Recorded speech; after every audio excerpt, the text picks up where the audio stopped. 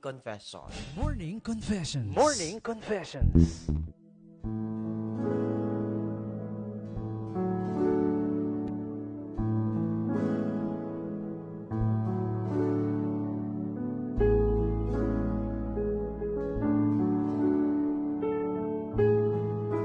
One 107.1 News FM Olongapo.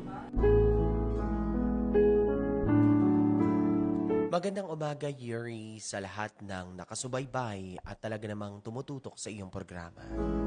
Isa na nga po ako doon. Isa ako sa mga nahikayat para ibahagi ang aking kwento. 3 araw nang hindi kami nag-uusap ng aking partner.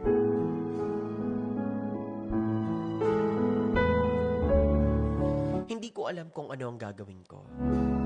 Ako nga pala si Leia.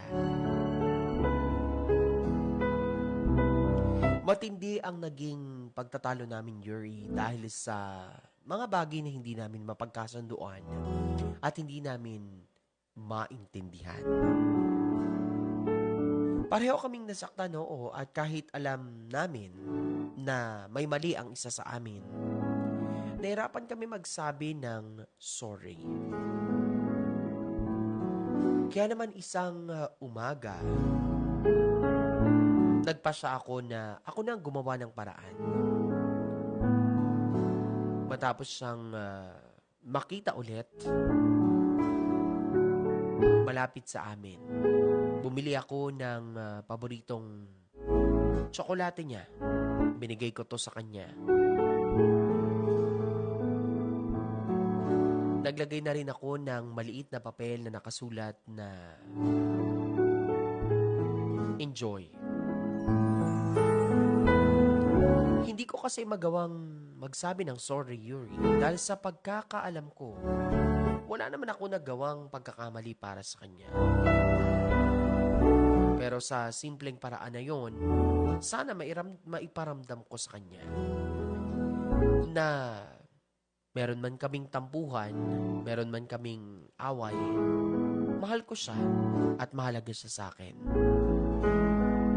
Hindi ko kasi maintindihan kung bakit kailangan maging unfair pagdating sa aming relationship. Alam mo yun, napakaliit lang na bagay, napakaliit na pangyayari. Hindi niya pa ako napayagan. Pero pag ako, pinapayagan ko naman siya. Minsan talaga sa mga away na ganyan, hindi ko masabing ako ang nagsasorry. Pero gumagawa ako ng paraan para makapag-ayos kami. Tama po ba ang ginawa ko? Pagpayuhan niyo po ako. Lubos na gumagalang at nagpapasalamat, Leia. At ito po ang aking Morning Confessions.